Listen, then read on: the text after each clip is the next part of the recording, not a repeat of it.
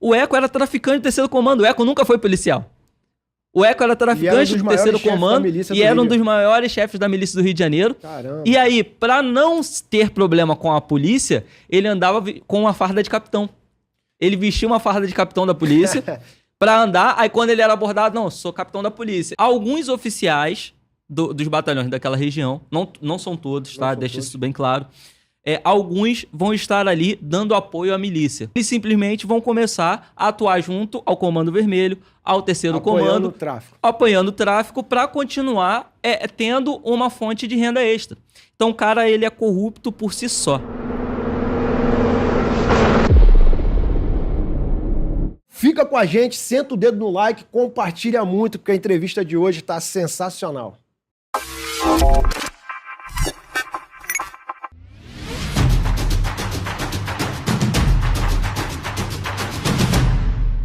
Ele é uma das pessoas que tem uma das visões mais lúcidas sobre as forças de segurança do estado do Rio de Janeiro. Ele é consultor, assessor parlamentar e ex-policial militar. Miquéias Arsênio. Tudo bem, Miquéias?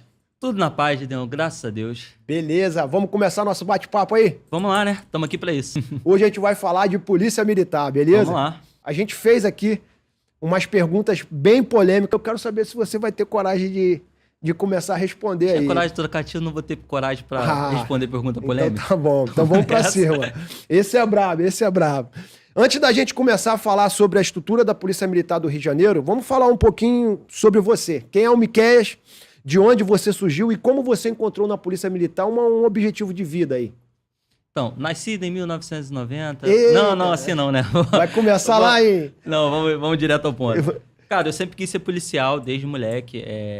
Sempre achei isso uma ideia muito maneira. Na verdade, eu queria ser super-herói, né? Quando eu era criança. Sempre teve o sonho de ser herói, né? Aí, só que em algum momento eu vi que não dava, né? A vida real não te permite sair por aí voando, levantando caminhão, parando o trem com a mão. Tentou pular da cadeira lá, da janela pra voar, não? Não. Sempre tentei ser bem focado, entendeu? E aí, cara, resolvi entrar pra PM pra tentar fazer diferente. E pra mim foi, assim, bem chocante a realidade com que eu me deparei, porque eu nunca tinha tido contato com polícia, com a polícia, com violência, com essas questões de segurança pública, antes de prestar o concurso, antes de estar lá dentro. O que eu conhecia é o que todo cidadão conhece, aquilo que você vê na internet, aquilo que você vê no noticiário. Se a ocorrência policial não acontece na tua frente, você não faz ideia do cenário, não faz ideia da realidade mesmo. Então, foi isso. Eu fiz a prova em 2014, levei 1 ano e pouco para ser chamado, embora fosse tivesse entre os primeiros aprovados. Só fui entrar em dezembro de 2015. E em 2016 eu me formei, fui trabalhar no Pavãozinho, em Copacabana, UPP. Com 1 semana de formado, já teve aquela ocorrência, né, que, não sei se vocês vão lembrar, quem estiver assistindo aí, tem um vídeo que o cara tá correndo no morro, assim, os tiros batendo, e aí o cara cai rolando. Eu tava com 1 semana de formado já naquele furdunço ali. Na sequência eu fui trabalhar na Fazendinha, no Complexo do Alemão. Só em lugar tranquilo. Só lugar tranquilo. Lá eu trabalhava no exato ponto onde morreu aquela menina Ágata, que deu uma repercussão gigante, o caso dela. Depois eu fui trabalhar na Mangueira. E por fim no Complexo da Penha, na UPP Chatuba. E depois, tratando dos interesses pessoais, eu acabei saindo da Polícia Militar e tô aí hoje com um canal no YouTube, trabalhando como assessor do vereador Gabriel Monteiro. Boa. Tô montando minha empresa, FM Concursos, para você que quer seguir carreira militar, já faz jabá aqui. Acessa lá nossas redes sociais, FM Concursos. Em breve, cursos online para Polícia Militar, Fuzileiro Naval, Aprendiz de Marinheiro. A gente pode fazer, né, propaganda aqui? Pode? E eu super indico, tá?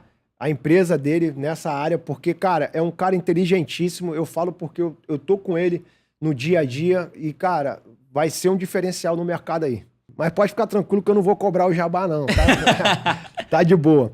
Existe problema em todas as polícias militares do Brasil hoje, né? Tem gente honesta, gente corrupta em todo local. Mas parece que no Rio de Janeiro isso acaba repercutindo cada vez mais, né? Por que isso acontece, cara? Cara, o problema é o seguinte, como você falou, tem corrupto em todas as instituições, sejam elas públicas ou privadas. O problema é que o erro do policial tá na cara de todo mundo. Se um médico erra numa mesa de cirurgia, ninguém vê a coisa fica restrita ali. Se um administrador erra, é um número no meio de uma planilha. Agora, o erro do policial, ele é sempre mais marcante e frustrante. Por quê? Ele está na rua, então todo mundo vê, e é frustrante para a sociedade porque é justamente o cara que você espera que te proteja é o cara que tá fazendo mal a você. Você não imagina que esse cara que tá ali pra te proteger vai fazer mal, né? Exatamente. É a mesma frustração quase de um filho pro pai quando o pai sacaneia o filho. Você tá entendendo? O ataque de dentro pra fora. É aquele ataque que você não espera, né? Isso. E, além disso, o erro do policial ele só tem 2 caminhos, né? Ou termina com alguém morto ou alguém preso de maneira equivocada. Então, sempre vai causar um impacto maior, sempre vai chamar a atenção um pouco mais quando um policial erra, seja voluntariamente, num ato de corrupção, seja involuntariamente, sei lá, num disparo errado, numa interpretação errada de uma situação. Resumindo, o policial não pode errar. Não pode. Não pode errar. E o tempo de decisão é muito rápido, né? As pessoas sempre fazem aquela piada, não sabe diferenciar um guarda-chuva, não sabe diferenciar uma mulher. Mas é segundos ali pra você tomar uma decisão que pode salvar uma vida ou tirar uma vida. Isso, ou tirar a própria vida do policial, tirar a própria vida. Se ele hesitar. Mas se ele não hesita e age por impulso, ele mata o inocente. É uma situação muito complicada, é muito complicado. E o problema é que os especialistas de segurança, eles querem falar sobre isso sentado no ar-condicionado, lendo relatórios, vendo as imagens da câmera de segurança. Aí ele pausa, ele vê em câmera lenta, ele vê por 3, 4 ângulos diferentes. Ele tem todo um tempo. Irmão, na rua não, meti a mão, apontei. O cara levou a mão, e aí, o que é? A primeira ocorrência, assim, a minha primeira abordagem depois de formado, estávamos eu e mais um amigo da mesma turma, porque a polícia é assim, né? Você fez o seu curso de formação, ela diz que você está pronto, que você está preparado, se joga na rua e dane-se. É diferente das Forças Armadas. Nas Forças Armadas você vai ver sempre assim, 10 soldados, um cabo, aí acima do cabo um sargento coordenando uma operação. Entendeu? É sempre assim. Você tem os soldados coordenados por um cabo, coordenados por um sargento, e sucessivamente. Tem aquela hierarquia, sempre alguém supervisionando. Exatamente. Na polícia militar, não. Você vê soldados trabalhando juntos, sem nenhum supervisor no momento. Existe o supervisor, mas é o supervisor de área. Ele está responsável por toda a área do batalhão. Então, vamos supor, a gente está aqui no Recreio. Aqui no Recreio você tem um supervisor de oficial do 31º Batalhão. Você tem um monte de soldado na rua, num campo de batalha. E aí você olha na viatura, são 2 soldados sozinhos. E foi o meu caso. Assim que eu me formei, colocaram eu e um colega que tinha acabado de se formar comigo, sozinhos, na entrada do Pavãozinho, Copacabana. E aí, a gente percebeu, né, uma movimentação assim, que a gente achou suspeita, e fomos pra abordagem. Aí, cara, eu tava muito nervoso. Eu juro pra você que eu tava muito nervoso. Eu cheguei gritando, coisa que hoje eu não faria mais. Mas cheguei gritando, encosta aí! Desesperado, assustado. E aí os caras que estavam sendo abordados ficaram mais assustados ainda e foram pra parede. Aí coloca a mão na parede, tal, aquele procedimento. E no meio da abordagem, o infeliz, ele tá aqui com a mão pro alto e ele me leva a mão na cintura. Pra botar a mão ali. Quando ele leva a mão na cintura, o que eu penso? Esse cara vai tentar sacar uma arma. Eu peguei minha pistola e dei uma pistolada dentro da costela, que eu acho que foi no pulmão, irmão. Com tanta força que eu fiz. Caramba. Vou te matar, infeliz. Levanta a mão. Ele, calma, chefe, é meu copinho de cachaça que vai cair. O cara tava com um copo de cachaça. Na cintura? Caramba. Era um copinho de Guaravita com cachaça dentro, na cintura. E aí, olha que coisa, cara. Meu primeiro dia na rua. Essa é a situação que eu me deparo. E aí, justamente, eu tenho que tomar a decisão. É o quê? O que esse cara tá fazendo? Ele vai sacar uma arma, ele vai sacar uma faca, ele vai tentar entrar em luta corporal comigo? E no Cefap não tem um treinamento pra esse momento? Cara, tem. Mas, veja bem, a polícia, ela te dá um treinamento pra... É diferente da realidade. Não se aplica à prática. O treinamento da polícia... como se fosse uma aula teórica diferente da aula prática. Na verdade, além disso, é um treinamento pra proteger a instituição. Pra se o policial fizer merda na rua... Ela dizia, não, a gente treinou esse cara, ele errou porque quis. A gente se isenta de responsabilidade da instituição. Porque um exemplo que eu gosto sempre de dar é que o nosso manual diz, por exemplo, que a gente não pode abordar inferioridade numérica. Ou seja, se estou eu patrulhando sozinho, eu só posso abordar 1. Se estou eu com um parceiro, nós podemos abordar 2, mas nós podemos abordar 3 também. Porque é o que se chama de superioridade relativa. Aí 2 para 3 dá, 2 para 4 já não fica legal. Aí 3 para 4 pode ser, Aí 4 pode abordar uns 6, 7. É assim mais ou menos que o manual explica. Na prática, o que você vê são 2 policiais botando a torcida do Flamengo pra descer de dentro do ônibus. Essa é a nossa realidade. Aí se der bom, os policiais falaram lá, no meio tinha gente com faca, tinha gente com isso, com droga, isso, aquilo outro, prendeu todo mundo. Show de bola, parabéns pros policiais. E aí vai lá o oficial do batalhão dar entrevista porque ele coordenou uma operação muito bem sucedida. Agora, se o policial errar, não, o policial tá preso administrativamente, afastado das ruas, vamos investigar e tal, e botar esse cara na rua.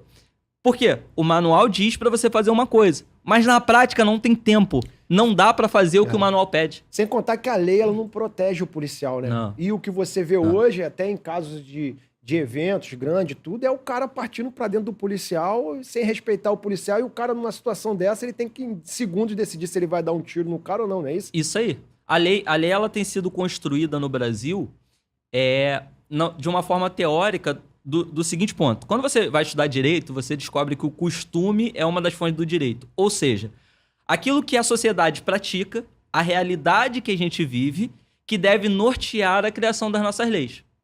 Mas o que acontece na prática é o contrário. Os caras pensam que podem fazer uma lei assim e querem que isso se aplique à realidade. Aí o que vai acontecer na prática? Você vai ver o cara atirando no policial e isso não conta como uma tentativa de homicídio. Entra como resistência ativa à prisão. Aí se ele vier a atingir o policial, aí sim, tentativa de homicídio. Mas se ele só atirou contra o policial e não acertou ninguém, não é tentativa de homicídio não, é resistência ativa. É assim que funciona.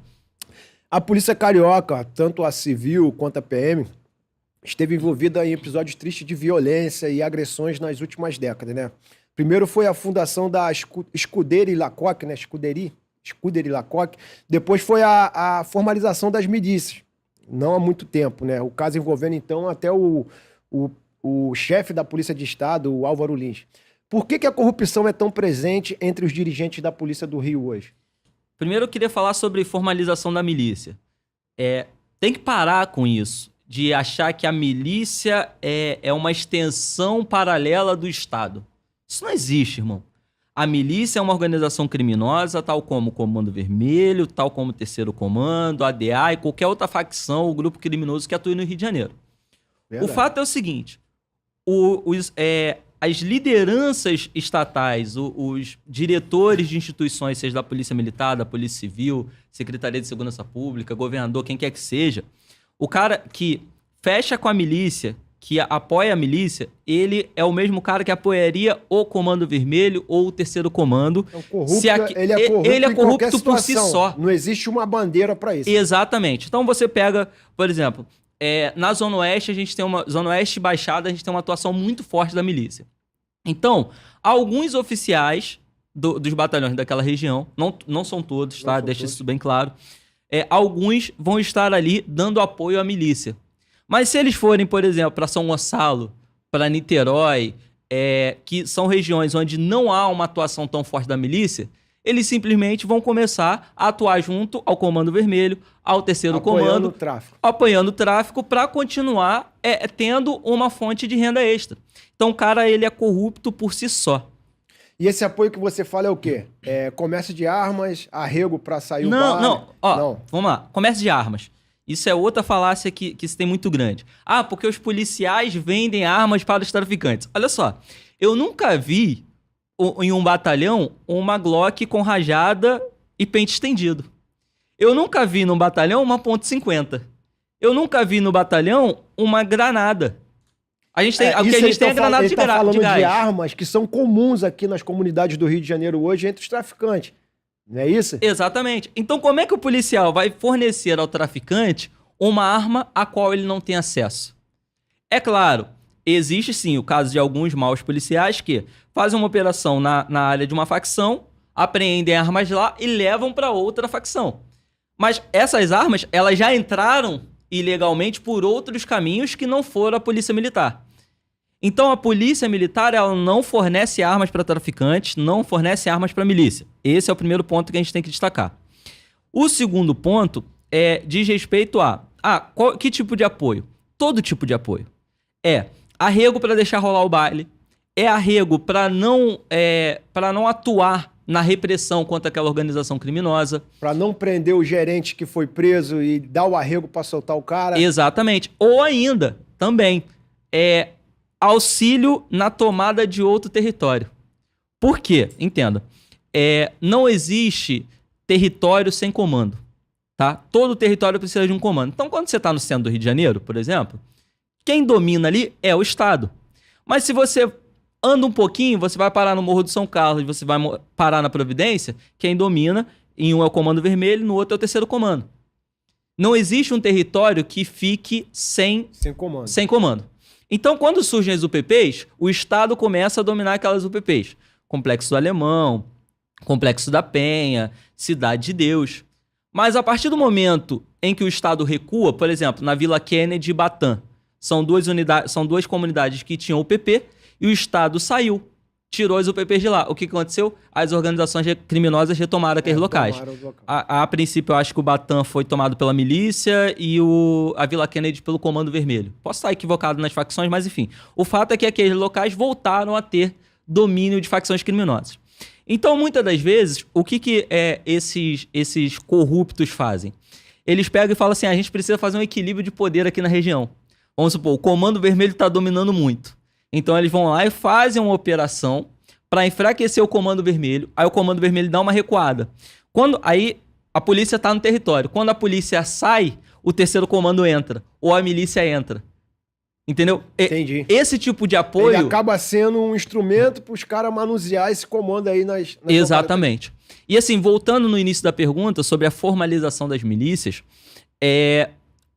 a origem da milícia é que causa essa confusão. O que foi a milícia no início? Antes das milícias propriamente ditas, você tinha os grupos de extermínio. Os grupos de extermínio. Que basicamente era o seguinte, policiais que moravam numa determinada região que passavam cerol em todo mundo. Era o justiceiro da área. Não deixava a bagunça rolar no bairro. Inclusive eu fui chamado de miliciano por causa desse anel aqui uma vez. Tem a caveirinha do justiceiro aqui. Tem a caveirinha do justiceiro. E aí me chamaram de miliciano só porque eu uso um anel de justiceiro. Mas enfim, o fato é o seguinte. Então lá, anos 80, 90, você tinha esses grupos de extermínio. Basicamente é o seguinte, vamos supor, nós dois somos policiais, moramos numa mesma região e a gente não quer que isso aqui vire uma bagunça. Então a gente começa a matar todo mundo. É maconheiro, é ladrão, é pichador, qualquer um que a gente ache que tenha envolvimento com qualquer atividade criminosa, a gente está passando cerol. Isso é do grupo de extermínio. Só que enquanto somos policiais, nós ainda precisamos trabalhar.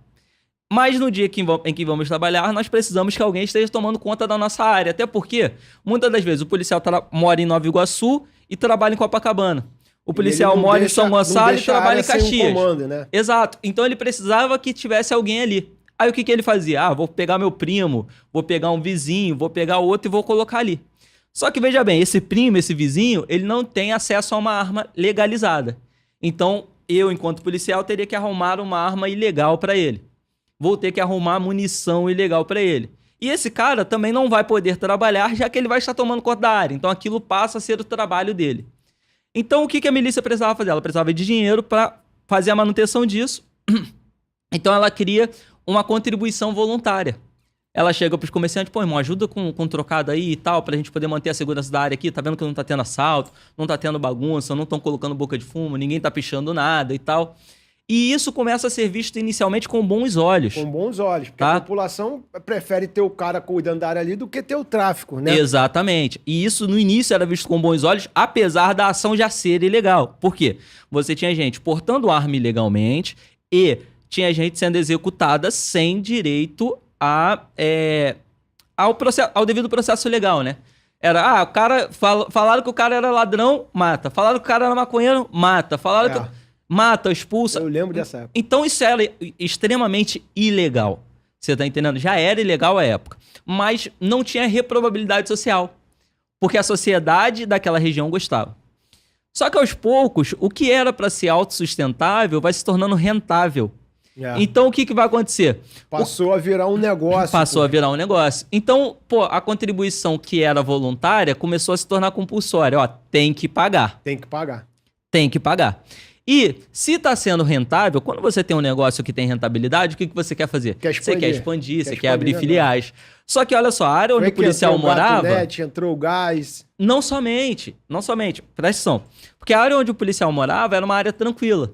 Mas o bairro do lado era um bairro dominado pelo tráfico. E o tráfico tem fuzil, o tráfico tem granada, o tráfico tem uma série de coisas que vão dificultar da gente entrar naquele local. Então vamos lá. O GatoNet já existia, só que o GatoNet era de um cidadão comum. A milícia foi lá e tomou desse cidadão comum. A milícia foi lá e tomou os pontos de gás de cozinha, de galão de água, foi lá e começou a extorquir os caras da van, do transporte alternativo, mototáxi. Tudo que eles pudessem extorquir dali, eles começaram a extorquir ou tomar para si. Para poder se armar, comprar fuzis, comprar mais armas, para invadir o comércio deles, né? Exatamente. Financeiramente. Então, assim, no início, a milícia era composta por muitos policiais militares e também por cidadãos que não eram militares, tá? Mas eram próximos desses policiais.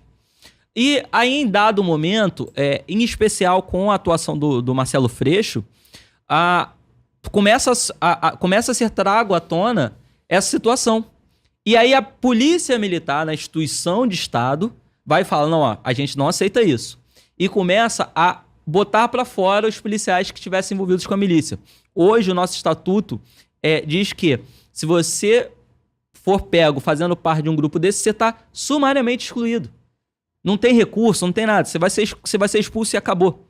Então, hoje, não existe mais essa facilidade do policial ser miliciano e estar no batalhão. Porque estar nativa, né? Estar nativa. Porque a partir do momento em que ele é descoberto, ele é excluído. Existe uma investigação hoje? Existe. A corregedoria... Então o cara levanta a vida do cara toda pra Sim. saber. A corregedoria tem atuado muito fortemente nisso. É claro que ainda existem policiais militares da ativa envolvidos com a milícia, mas num número bem menor. Bem menor. E não existe essa ideia de que o Estado favorece a milícia.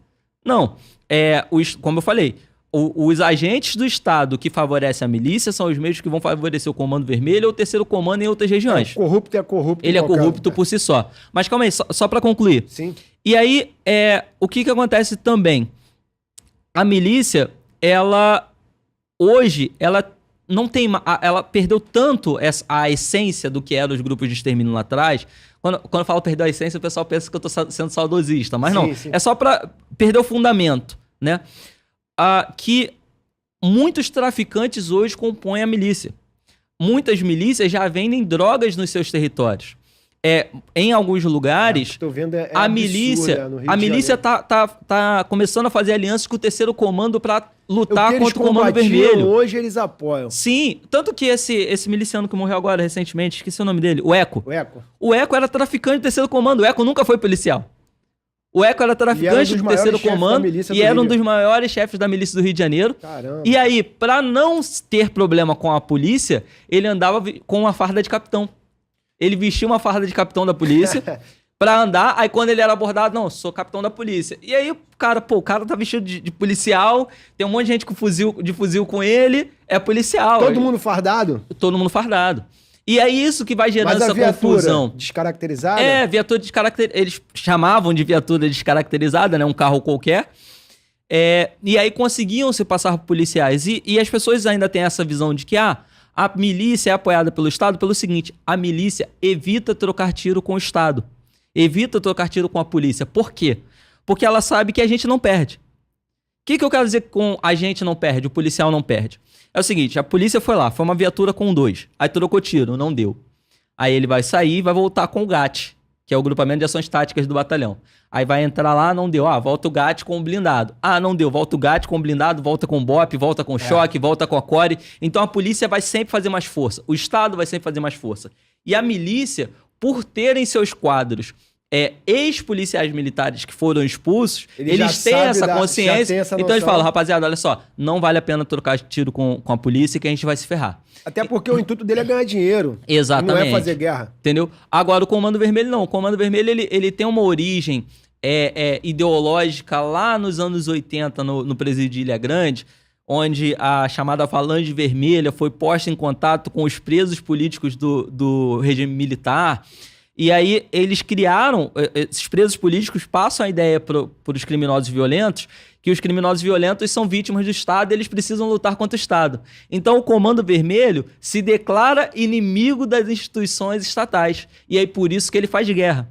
O Comando Vermelho tem uma ideologia política por trás. E a guerra, na maioria das vezes, é o domínio do território. Ele não quer perder aquele domínio. Mas olha só, ele não perderia. Vamos lá. São Paulo, por exemplo. São Paulo, você tem o tráfico gerenciado pelo PCC, mas a polícia entra e eles saem correndo, a polícia sai e eles voltam vendendo no mesmo ponto, pô. Normal. Tu pega aquele vídeo de polícia 24 horas, operação de risco e tal, você vai ver, os policiais entram correndo nos becos, os caras saem correndo, largam a droga, aí a polícia cata a droga, vai embora, aí quando a polícia vai embora, eles voltam a assumir aquele local. O Comando Vermelho poderia fazer a mesma coisa, o terceiro comando poderia fazer a mesma coisa. A milícia faz isso. Você tá entendendo? A milícia se esconde. Você entra numa área de milícia, não tem barricada, por exemplo. Você não vê, né? A milícia você não vê. Você não vê. Você não vê. Você vai num lugar e fala, aqui no Rio de Janeiro, você fala, pô, isso aqui é área de milícia, mas você não vê. Você não vê o cara expondo uma arma, tudo, você não vê. Exatamente. Você quando precisa também surgem 30 de mas fuzil. Quando acontece alguma coisa errada, os caras acontecem. Qual o relacionamento do policial honesto com o policial corrupto dentro da instituição? Será que existe um aliciamento para puxar o cara pro lado dele ou para ele ficar em silêncio? Como que funciona isso dentro da polícia? Então, vamos lá. O Tropa de Elite já fala, né? Aqui, tem algumas coisas que são reais ali, outras são ficção, mas o Tropa de Elite fala. Ou você entra pro sistema, ou você se omite, ou você vai pra guerra. E isso é uma máxima que é bem realidade mesmo da Polícia Militar. Mas assim, ninguém morre por ser honesto. Você morre por lutar contra a corrupção. Você querer acabar com os esquemas e tal. Você tem tamanho, você tem força para isso. O Ministério Público não consegue. O Judiciário não consegue. A Corregedoria não consegue. Aí você, soldado de polícia, vai querer acabar com os esquemas do coronel? Vai querer mudar o mundo? Lobo solitário. Né? A gente até aprende, assim que a gente se forma, não é uma instrução formal, né? Mas falam logo da história da tartaruga. A tartaruga sobe no muro sozinha? Não sobe, irmão. Mas uma tartaruga em cima do muro é algo que chama atenção. Tá todo mundo vendo. Mas se a tartaruga tá em cima do muro, é porque alguém grande colocou ela ali. Se você não tem tamanho pra mexer com um cara grande, não tira a tartaruga. Deixa a tartaruga em cima do muro. Não mexe na tartaruga dos outros. Essa é uma das piadas, assim, que a gente aprende lá. E o corrupto, ele fala com muita naturalidade a sacanagem que ele faz. Eu já ouvi as frases assim, hoje eu vou sair pra lesar o contribuinte. Nossa. Ou, fulano que era bom, roubava pra cacete. Era bom de trabalho, roubava muito. Os caras falam assim... um filme na cabeça aqui das duras que eu tomei na rua, as blitz, né? O cara saindo do batalhão pra falar isso e abordando... Sim, e eles falam com muita naturalidade. Só que aí você também tem muita naturalidade pra falar, irmão, não fecho com isso, pode me transferir. Os caras te botam no outro setor, te mandam pra outro batalhão, a depender do nível da coisa, te colocam num setor administrativo, te colocam numa cabine, te colocam pra fazer um POG, né, que é o policiamento a pé na praia, no calçadão, te colocam na porta de um shopping, num lugar onde você não vai atrapalhar o esquema de ninguém. Entendeu? Isso é muito, muito comum. Você não é obrigado a participar. Você falou essa história da tartaruga, eu me lembrei uma situação bem comum no Rio de Janeiro agora, que é o lance da contravenção. É baseado nessa história que os grandes da Polícia Militar não mexem com a contravenção no Rio de Janeiro? Sim, também. Não só contravenção. Contravenção, tráfico, clínica de aborto, tudo que há de ilegal que todo mundo sabe, mas ninguém mexe. Tá todo mundo vendo. Você acha que o comandante de uma unidade não tem ciência que a blitz que ocorre em tal local só serve para roubar dinheiro do contribuinte, do cidadão. Você acha que o comandante da unidade não sabe que o GAT dele, que a P2 dele pega arrego em tal morro? Ele faz uma vista grossa ou ele tá tendo algum benefício nessa parada. Isso. E às vezes, não é nem o comandante do batalhão, porque assim, você tem estruturas, né? Você tem comandante-geral, Estado-Maior, CPA, que é o Comando de Policiamento de Área, e aí embaixo disso os batalhões. E aí embaixo disso vem as companhias. Então, às vezes, o responsável da companhia, o capitão que comanda a companhia, ele que ordena essa sacanagem aqui na blitz. Aí o coronel do batalhão não concorda, mas às vezes aquele capitão é fita do comandante da CPA. Então a coisa vem por cima, você tá entendendo? Não dá pra acusar o responsável, o coronel, o comandante do batalhão. Porque às vezes vem um negócio por cima. Às vezes o dinheiro do arrego é de um deputado.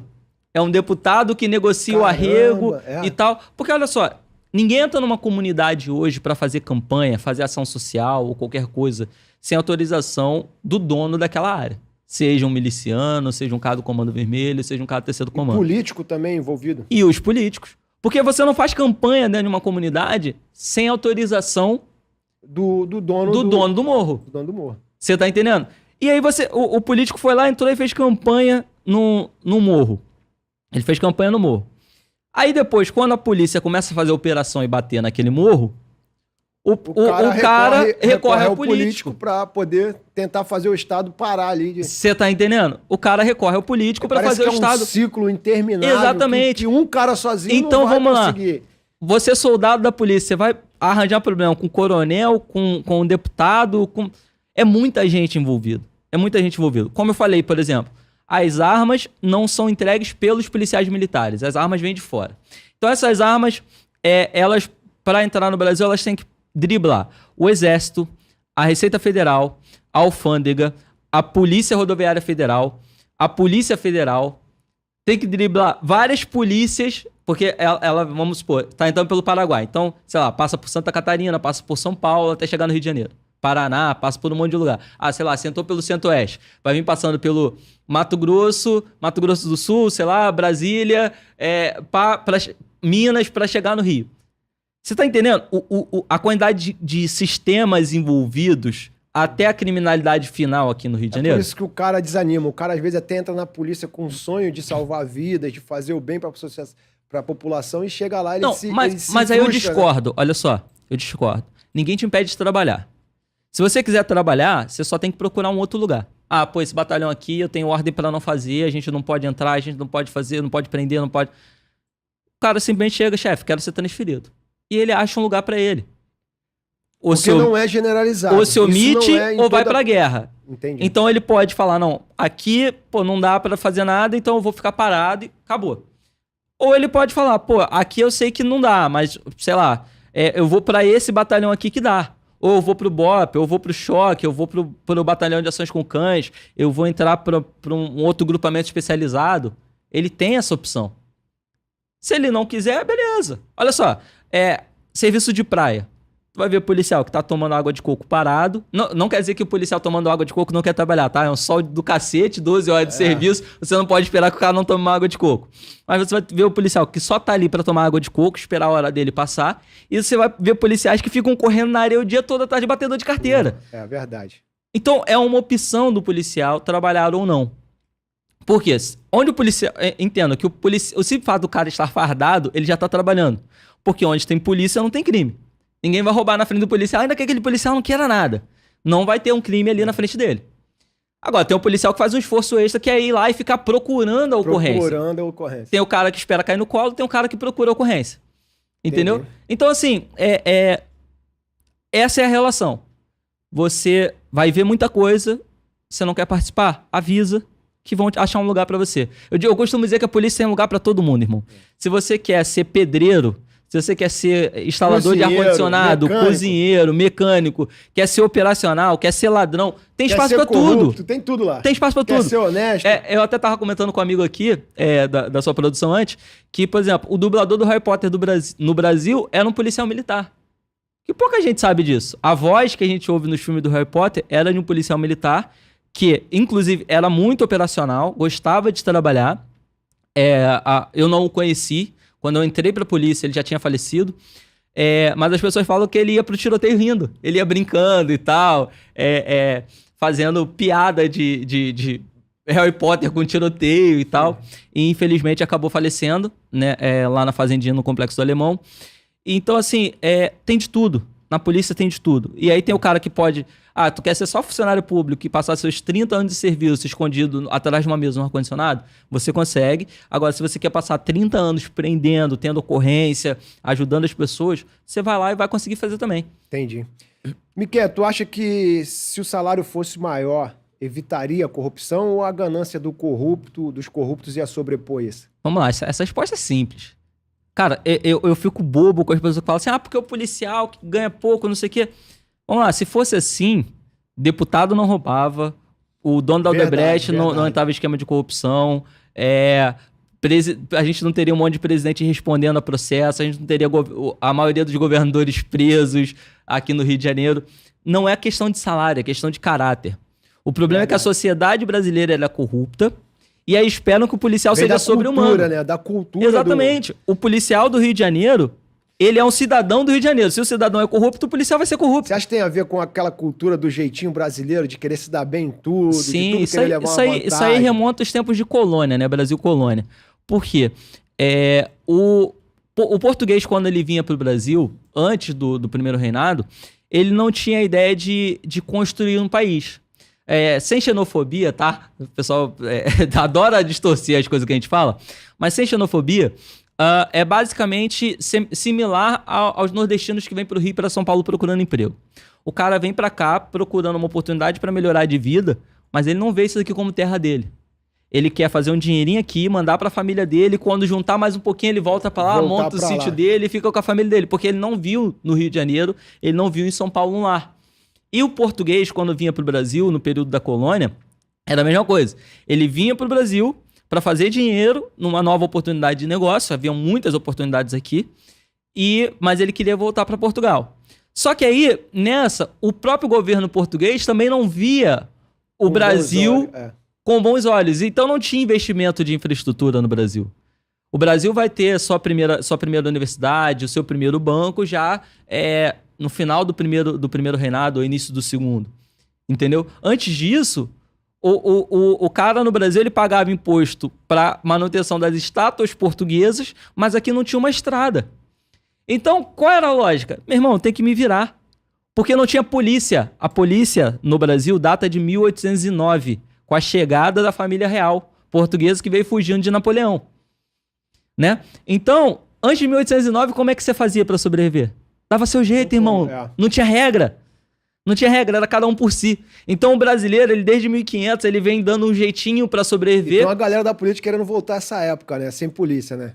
E ainda tem um pessoal que quer voltar sem polícia. Quer voltar. Entendeu? Então assim, cara, o brasileiro, ele vem desde 1500 nessa construção de que o Estado não vai me ajudar, então eu tenho que me virar por conta própria. E hoje, assim, o salário do policial no Rio de Janeiro não é um salário ruim, óbvio. Meus colegas ficam revoltados quando eu falo isso, os amigos que eu tenho que ainda estão na polícia. Polêmica. Eles ficam revoltados porque eu falo o seguinte, irmão, não ganha mal. Um soldado hoje, início de carreira, ele consegue aí, tá ganhando uns 3 mil e pouco, e fazendo os extras e tal, se tem tempo de exército, ganha mais uns adicionais, isso, aquilo, outro, dá para chegar a fazer uns 6, 7 mil por mês. Claro, trabalhando muito, fazendo extra beça, mas o cara consegue fazer um salário bom para um concurso que é apenas ensino médio. O problema é que o policial ele não pode mais morar em qualquer lugar.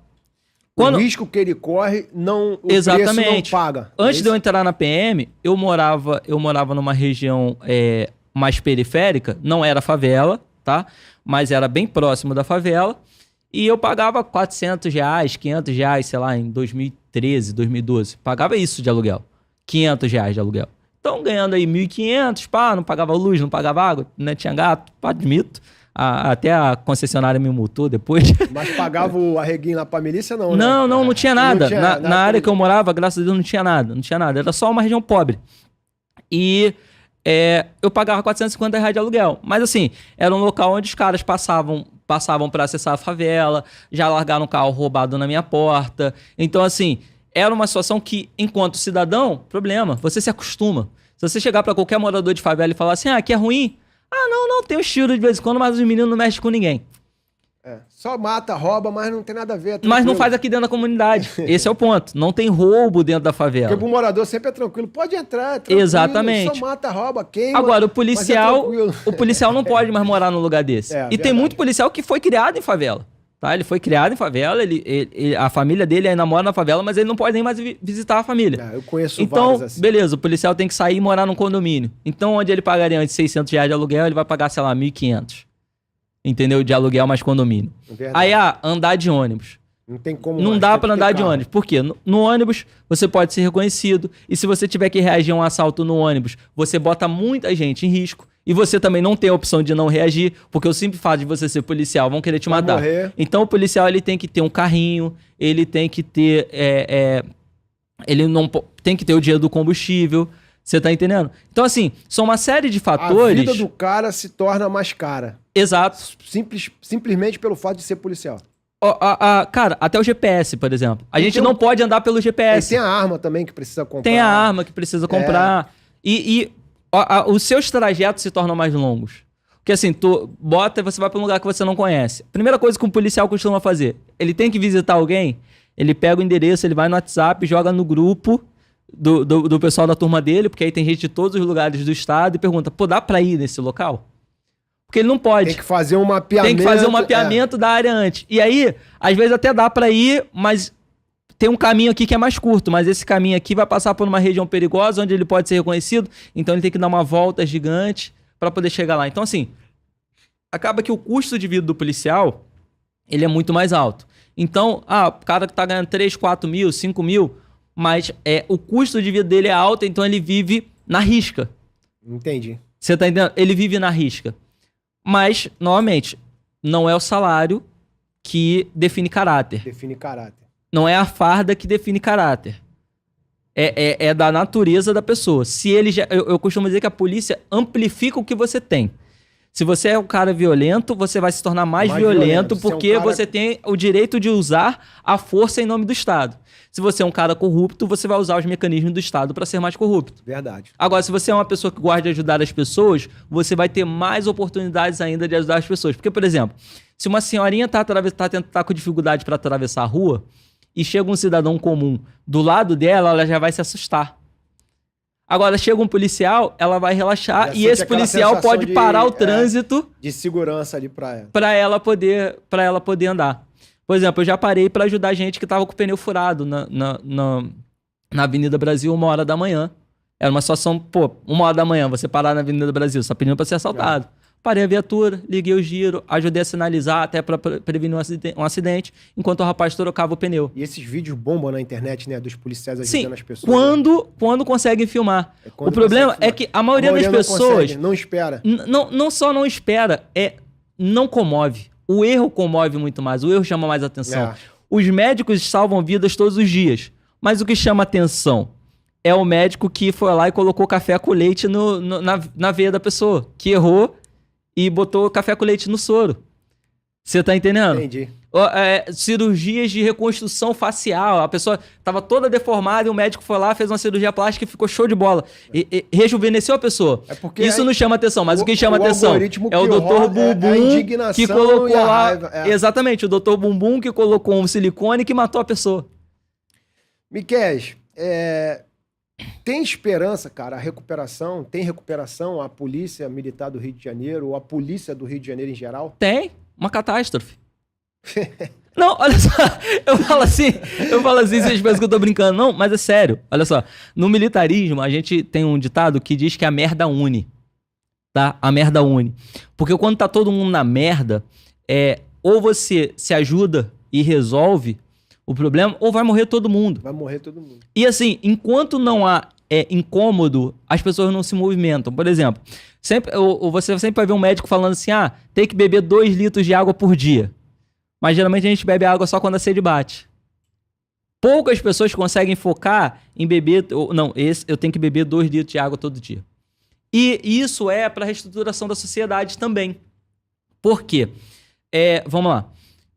Enquanto a situação tá cômoda, enquanto tá confortável, por mais que a gente sabe que tá ruim, mas você ainda consegue trabalhar, você consegue estudar, você consegue ir pra igreja, você tem um mínimo de conforto. Então as pessoas acabam falando, isso não é problema meu, alguém vai resolver. E todo mundo espera um salvador aí pra chegar... Bolsonaro e Lula. Os dois são salvadores em viés diferentes. mas são tidos pela população que os elegeu como Salvador. O Bolsonaro como um bastião... O brasileiro tem muito isso, né? Essa questão de achar que o que vai mudar o Brasil é uma pessoa. Exatamente. O cara vai chegar ali, vai dar um plim-plim ali e a parada vai mudar. Ele esquece de analisar ali um projeto de governo, um projeto político, né? As ações ali daquela pessoa e acha que o cara vai chegar ali e vai ser a solução de tudo, né? Isso aí. O brasileiro tem muito essa questão do salvador da pátria. Entendeu? Né? O Bolsonaro como o bastião contra a corrupção, o cara que ia promover mudanças na segurança pública, e o Lula como o cara que vai botar comida na mesa e tal. Então, assim, o brasileiro, ele elege alguém para resolver os problemas dele, mas ele não quer resolver os seus problemas. O brasileiro não quer fazer parte dele. O brasileiro não quer parar num sinal. O brasileiro não quer deixar de jogar lixo no chão. O brasileiro não quer pagar luz. Eu falo, cara, eu tive gato também. E quer depender do Estado para tudo. E quer depender do Estado para tudo. Quer que resolva o problema dele. Cara, o que eu acho interessante é porque esse mesmo cara que hoje luta aqui para depender do Estado, ele viaja para um país lá fora, muitas das vezes vai apenas com um casaco debaixo do braço, e chega lá, ele não tem aquela dependência do Estado igual ele tem aqui. Em 1 ano, 2 anos, esse cara tá com casa, tá com carro, tudo, porque lá ele tem que trabalhar. E aqui o cara quer viver do... Espera que o Estado dê tudo. Mamando na tetinha do governo o tempo todo. Justamente. E aí, quando você delega ao Estado o seu bem-estar, a sua segurança, a sua saúde, todo o resto, o Estado vai definindo como que as coisas são. Então, a não ser que entre lá em cima... lá em cima não, um só não vai resolver. Mas se nos espaços de tomada de decisão, nos espaços de tomada de poder, entrarem pessoas honestas, a coisa começa a mudar. Porque a polícia, ela cumpre a lei. E hoje, por exemplo, a polícia ela não pode simplesmente tomar um morro como deveria, porque as regras de engajamento são diferentes. A gente não pode... Não tem como... o Exército, por exemplo, quando teve a intervenção federal aqui no Rio de Janeiro, o Exército pediu para que se estabelecesse a lei do abate, que era basicamente o seguinte: um atirador de elite num ponto alto, o maluco tá andando armado, ele vai lá, filma, fotografa, comprovou que o cara tava armado e atirou.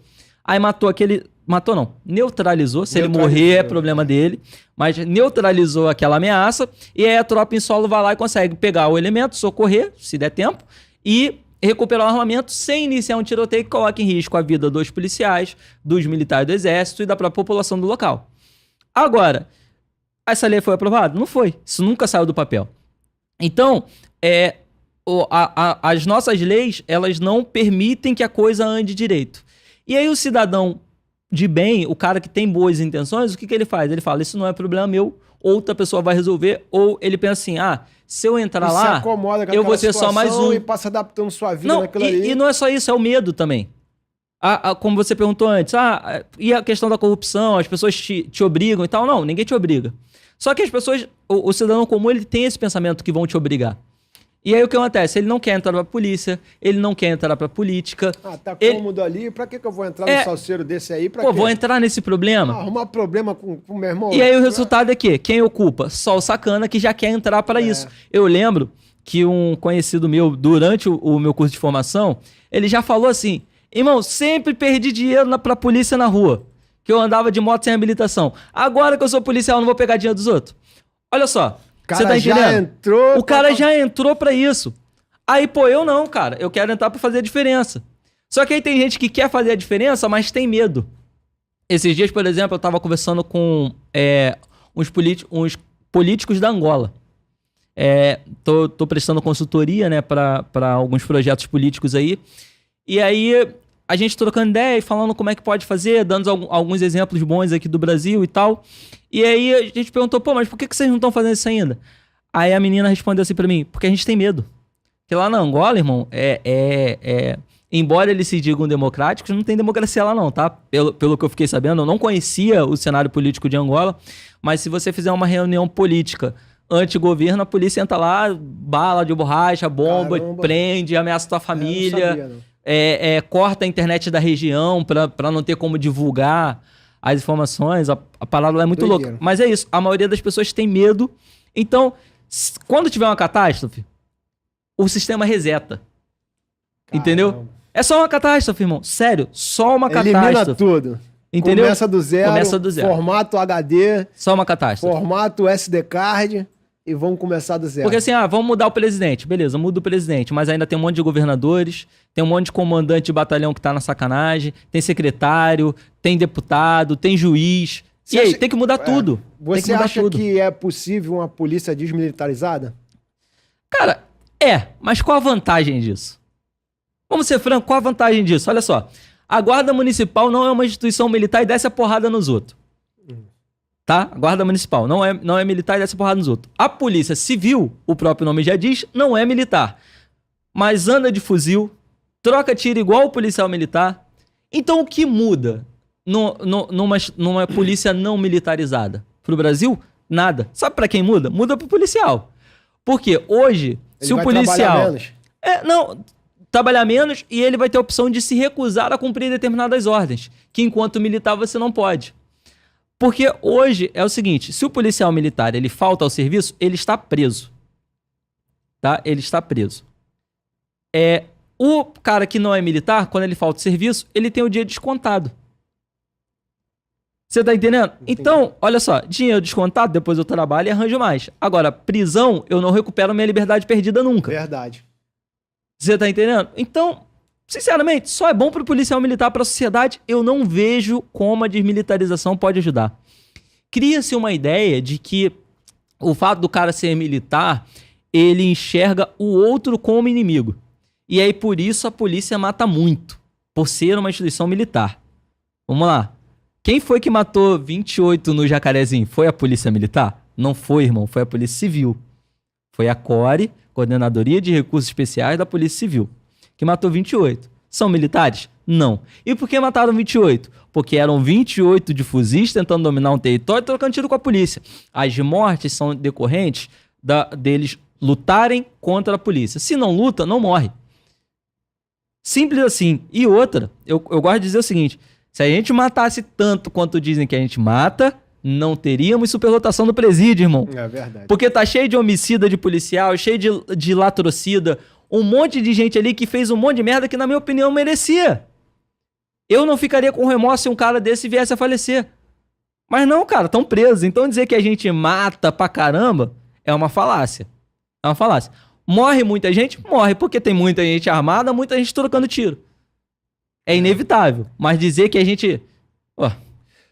Miquel, você se considera um policial ideal? Não, longe disso. Longe disso. Eu não sei nem definir um policial ideal. Pra mim, não existe o policial ideal. Qual é a régua que mede um policial ideal hoje? Cara, na verdade, a polícia mede a régua da civilidade da sociedade em que ela está inserida. Porque, veja bem, a polícia do Canadá, quando você olha o Canadá, por exemplo, eles usam armas, mas raramente trocam tiro. A polícia do Japão não usa armas. A maior parte da polícia japonesa não usa arma. Eles têm um modelo de policiamento de proximidade, onde o policial conhece toda a comunidade e a simples presença dele lá geralmente resolve. Então, na verdade, a polícia ideal, ela vai surgindo em consonância com a sociedade conforme ela vai se tornando ideal. Entendi. Conforme a própria sociedade ela alcança padrões de civilidade adequados, a própria polícia vai tomando esses padrões. Um exemplo legal salvo engano, Noruega, sei lá, um desses países do leste europeu lá, um desses países bem frios. A ocorrência foi a seguinte, a polícia foi acionada porque o cara tava fazendo a mulher refém, né, numa ocorrência de violência doméstica, a mulher refém com uma faca. Os policiais arrombaram a porta, solta a faca, solta a faca, solta a faca, e o cara correu na direção do policial com a faca, e isso é uma agressão letal, embora muita gente discorde, mas é uma agressão letal, e o policial efetuou 2 disparos, o elemento caiu ao solo e veio a falecer. Sabe o que o policial fez? Ele sentou e chorou, porque faziam 40 anos que a polícia daquele país não matava ninguém. É mesmo? Então, assim, é uma polícia ideal? Se fosse no Rio de Janeiro, o cara tá... Pô, irmão, rotina é só mais um. É até escroto, porque o hino da Polícia Militar, o hino da Polícia Militar do Rio de Janeiro, o refrão dela, uma das estrofes dela diz o seguinte: a cada soldado tombado, mais um sol que nasce no céu do Brasil. Olha que merda, cara. O hino da Polícia Militar diz que todo dia vai morrer um. Você tá entendendo? Então, assim, Não existe o policial ideal. Existe a polícia ideal para cada sociedade. Sim. São Paulo, Minas Gerais, a maioria dos estados do Brasil não usam fuzis como a polícia do Rio usa. Só os fuzis ficam destinados a tropas especiais da corporação daquele estado. No Rio de Janeiro, todo policial praticamente trabalha de fuzil.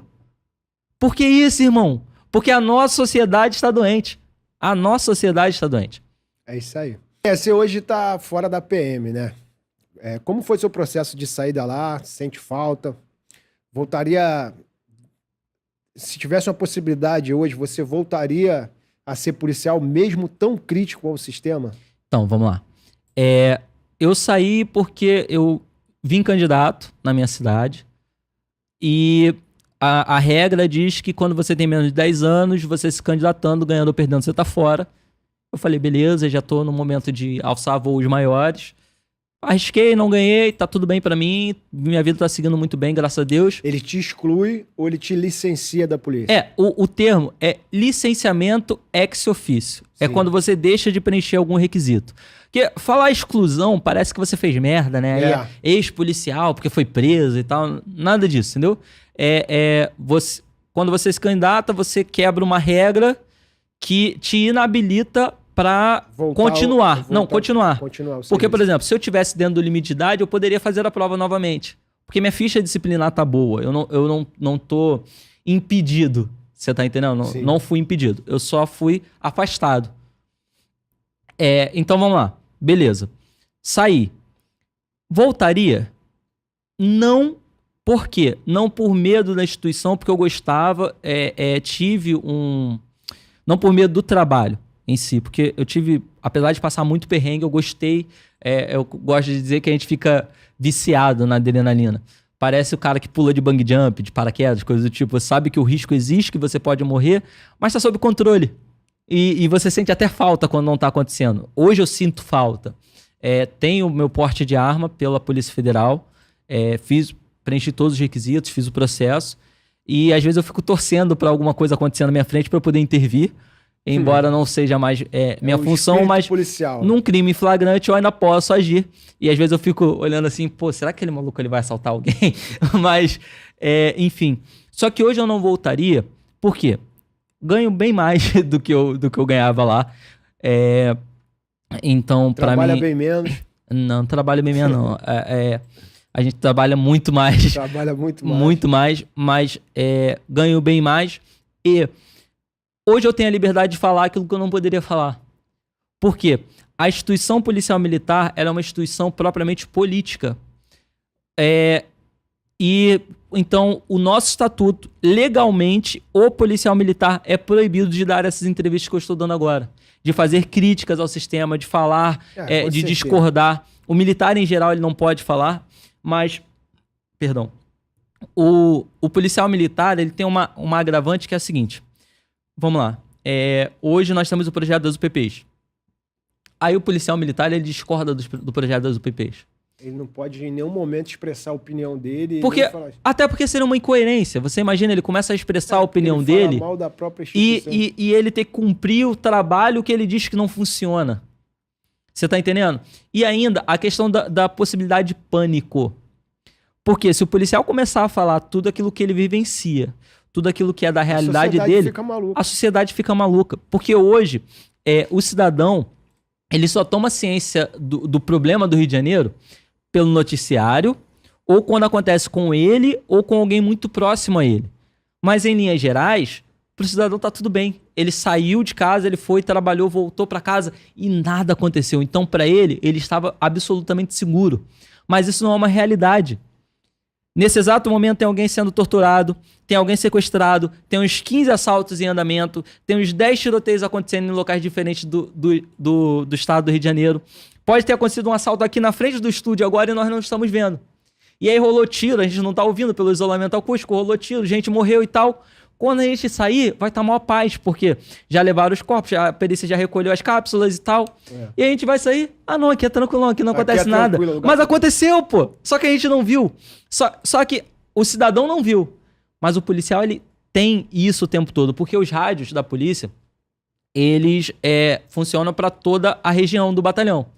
Então a coisa está acontecendo do outro lado da cidade, o policial que está aqui, ele está recebendo. Tudo bem, está longe dele, mas ele está atento. O carro foi roubado lá, então ele pode vir por aqui e sair aqui. Aí ele precisa ter essa consciência. Então ele está tendo o tempo todo sendo bombardeado por todas as porcarias que estão acontecendo. Todos os crimes acontecendo naquela localidade. Isso. Todas as viaturas... E mais, grupo de WhatsApp. O policial recebe as ocorrências de vulto que aconteceram em outros lugares. Vulto que eu digo é grande, né? O que chama a atenção por algum fato. E ainda, os grupos de WhatsApp local. Que, por exemplo, eu sempre trabalhei em comunidades com o PP, aqui no município do Rio de Janeiro, mas sempre morei em São Gonçalo. Então, eu tinha acesso aos problemas que aconteceram no Rio de Janeiro e, na minha área, eu preciso saber o que está acontecendo também, porque eu sou policial, irmão. Se acontecer na minha frente ou acontecer perto de mim, eu preciso estar pronto para reagir. Então, eu continuo recebendo nos meus grupos de WhatsApp as ocorrências policiais, os carros que estão sendo roubados, onde está tendo tiroteio, onde está tendo arrastão. A cara do ganso que tá lá já. A cara do ganso que tá lá cometendo crime. Aí você imagina se um policial começa a falar sobre isso, irmão. Ou ainda, deixa eu te dar um outro exemplo. Você já assiste o noticiário hoje, você já fica desesperado. Olha só, agora tem o tal do Complexo de Israel, né? Que é uma área dominada pelo Terceiro Comando, o ADA, sei lá. Eles fizeram uma nova facção, né? Não é uma nova facção. É o Terceiro Comando, o ADA, um dos dois, não me recordo ao certo, que estão também se juntando com a milícia naquela região para enfrentar o Comando Vermelho, sendo que o cara, ele se diz evangélico. Então, o que ele fez? Ele proibiu o terreiro de macumba no Complexo de Israel, que são um conjunto de comunidades que ele passou a chamar de Complexo de Israel. Aí você imagina se você tem um policial que ele é um extremista religioso e ele concorda que pai de santo tem que morrer. Sei lá. Você imagina, aí tá lá no Complexo de Israel, um pai de santo sendo torturado e esse policial fala assim, não vou lá resgatar esse cara não, porque eu acho que ele tá errado mesmo em ser umbandista, candomblessista, enfim. O policial militar, ele tem que engolir as suas convicções pessoais, deixar pra lá e cumprir a lei, irmão. Cumprir a lei. Cumprir a lei. Então, assim, eu não posso voltar. Porque tem muita coisa que eu discordo, tem muita coisa que eu quero bater no sistema ainda. Você não consegue ser parcial mais ali. E aí eu sou obrigado a me omitir. A se omitir. Você tá entendendo? Eu sou obrigado a ficar quieto. Por exemplo, uma crítica grande que eu faço é essas audiências públicas sobre segurança. Aí vai lá um cara dos direitos humanos, vai um líder da comunidade, vai mais meia dúzia de especialistas, que eu não sei como é que o cara se forma em segurança pública sem nunca pegar numa arma, sem nunca viver um tiroteio. Porque pro cara ser especialista em medicina, ele tem que ter vivido aquilo ali. Ter vivido aquilo ali. Entendeu? Porque... Não só vivido e vencido ali, né? Porque mesmo pra ser gestor hospitalar, por exemplo, ele tem que entender daquilo ali e tem que ter a vivência junto com os médicos.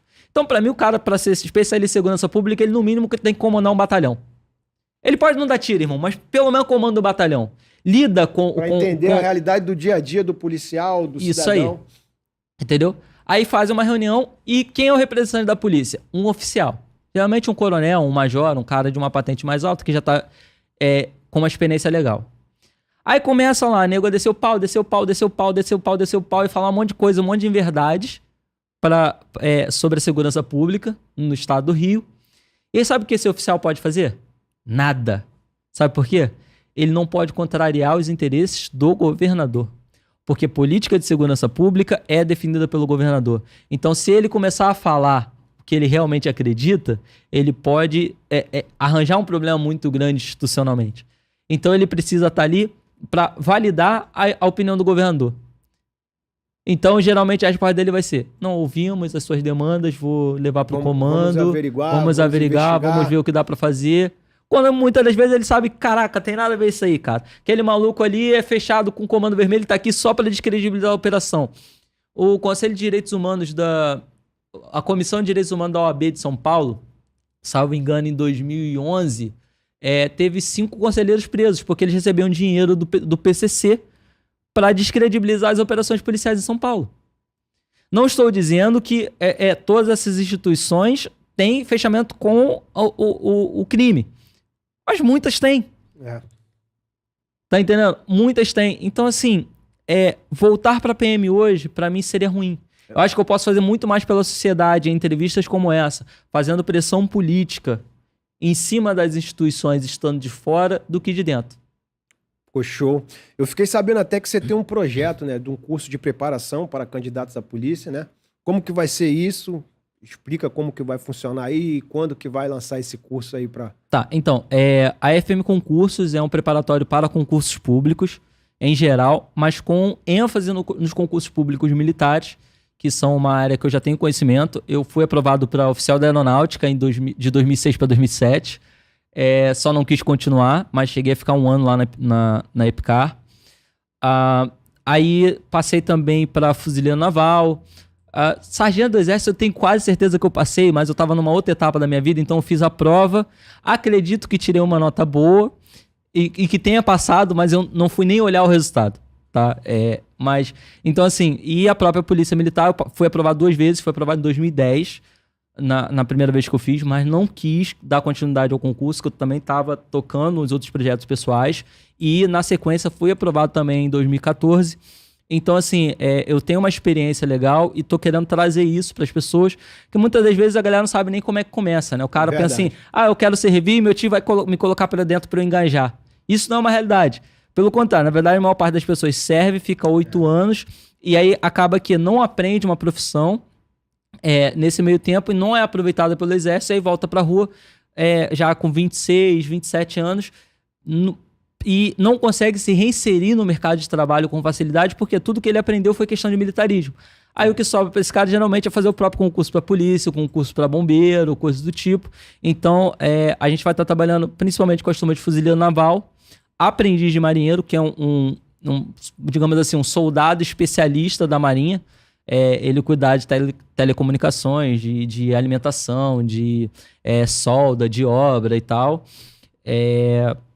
E aí são concursos de carreira, que o cara entra e vai seguindo carreira, não tem essa de, não enganjou e tal.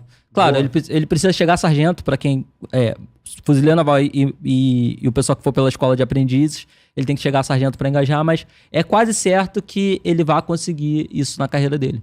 Boa, boa. Isso vai ser presencial, online? Então, a gente está com uma turma presencial em Niterói, a gente está abrindo as turmas presenciais em Niterói por enquanto, e vamos ter online também. As matrículas a gente vai estar iniciando agora pelo dia 15 de janeiro, mais ou menos, e as aulas em 10 de fevereiro, tem que confirmar. Mas então, passa para nossa audiência aí como que ele faz para achar o curso aí na internet. FM Concursos, no Instagram ou no Facebook, porque o nosso site ainda está em construção para a gente oferecer o melhor serviço para vocês. Então, por enquanto, segue nossas redes sociais lá no Facebook e no Instagram, que aí a gente vai passando todas as informações por lá. A gente caminhando pro final aí da nossa entrevista, eu queria fazer um bate-bola rápido aí com a gente. Eu vou fazer umas perguntas, você responde com a primeira palavra que vier na tua mente aí. Um sonho. Um sonho. Tanto projeto simultâneo que eu não tenho nem como dizer qual é o sonho agora. Não tem como falar? Não tem, é muito projeto. Não tem nada específico que você fala assim, meu sonho hoje é isso. Não, juro pra você. Eu acho que eu tô com uns 15 sonhos simultaneamente, então fala um pra gente. Sei lá, cara, ajudar a sociedade? Não, vai parecer clichê. É uma verdade, mas vai ser clichê. Vidas. Entendeu? Cara, eu tenho sonho de ser herói. Juro, de ser herói, literalmente. De alguma forma ser herói. Essa era a segunda pergunta que eu ia te fazer. Um herói no Brasil hoje.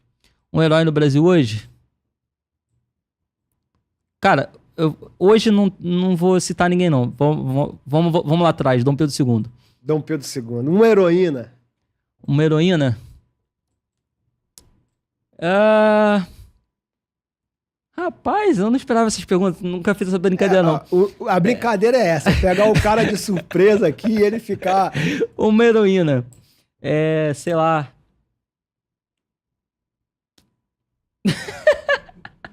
Vou dar uma dica. Tem mãe? Falar da mamãe aqui, irmão. Minha mãe faleceu, cara. Minha mãe faleceu então, já. Gafe. Minha esposa, que me suporta todo dia, então minha esposa. Meu irmão, uma arma. Uma arma? A minha, TH-380. Boa. Não é o melhor calibre, mas nunca me deixou na mão. O que você faria pela comunidade hoje? Bolsa de 100% na FM Concursos. Tô projetando isso. Complete a frase.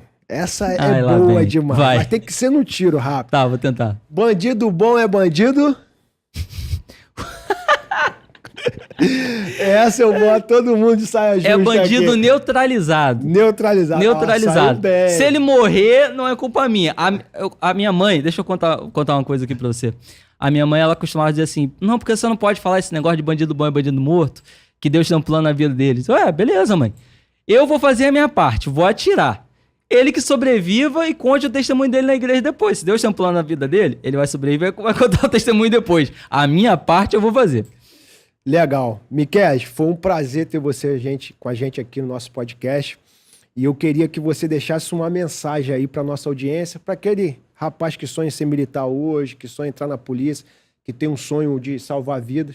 Deixa uma mensagem de garra aí, de motivação para essa galera, porque eu sei que tem muito garoto novo aí sonhando com isso e com boas intenções, que a gente possa dar pelo menos uma esperança, apesar da tua entrevista falar da catástrofe, mas que você deu uma mensagem de esperança para esse cara que tá lutando aí com o sonho de ser militar hoje. A gente precisa de pessoas que tenham a coragem de fazer diferente.